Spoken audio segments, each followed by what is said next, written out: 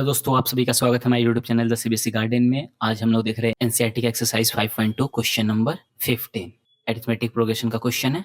तो देखते हैं, नेक्स्ट देखते हैं क्वेश्चन नंबर 15 क्या बोल रहा है। For what value of N, N की कौन सी वैल्यू के लिए in term of two APs, एक एपी ये है और दूसरा एपी ये है, इक्वल होगा। दो एपी दिए हुए, बोल रहे कि दोनों एपी का एन टर्म कब इक्वल होगा, कौन से टर्म में इक्वल होगा।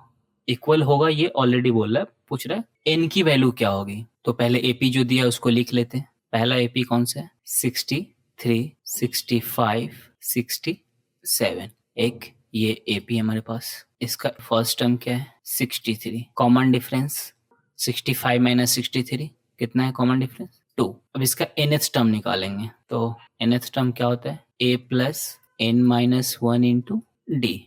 ए की वैल्यू कितनी है 63 प्लस n की वैल्यू तो निकालनी है n माइनस 1, डी की वैल्यू कितनी है 2। तो 63 plus 2n minus 2, 61 plus 2n। ठीक है, एक और दूसरी एपी दी हुई है। दूसरा एपी कौन सा है 3, 10, 7। ये एक दूसरी एपी है। इसमें फर्स्ट टर्म क्या होगा 3, कॉमन डिफरेंस क्या होगा 10 माइनस 3, 7।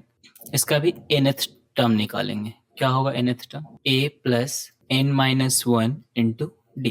ए की वैल्यू कितनी है 3, n फाइंड आउट करने हमें, डी की वैल्यू कितनी है 7। 3 plus 7n minus 7, 3 minus 7, 7n minus 7 plus 3 minus 4। अब क्वेश्चन में क्या दिया हुआ था, क्वेश्चन में दिया हुआ है कि n की किस वैल्यू के लिए दोनों का जो nth टर्म होगा वो सेम होगा। तो हमने दोनों का nth टर्म निकाल लिया। क्वेश्चन में बोल रहा है कि nth टर्म सेम होगा, तो चलो अकॉर्डिंग टू क्वेश्चन दोनों का nth टर्म क्या होगा सेम होगा। तो इक्वेट करते हैं nth टर्म को, इक्वेटिंग nth टर्म को इक्वेट करते हैं। तो क्या है 61 प्लस 2n इक्वल होंगे 7n माइनस 4 के। तो 2n को इधर माइनस में भेज देते, माइनस 4 को इधर प्लस 4 कर देते। तो 61 plus 4 equal to 7n minus 2n, 65 equal to 7n minus 2n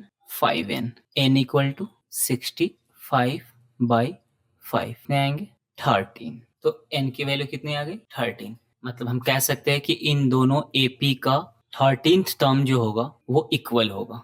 Therefore 13th term of both these APs are equal to each other। हम कह सकते हैं कि दोनों AP का जो 13th टर्म होगा वो इक्वल होगा।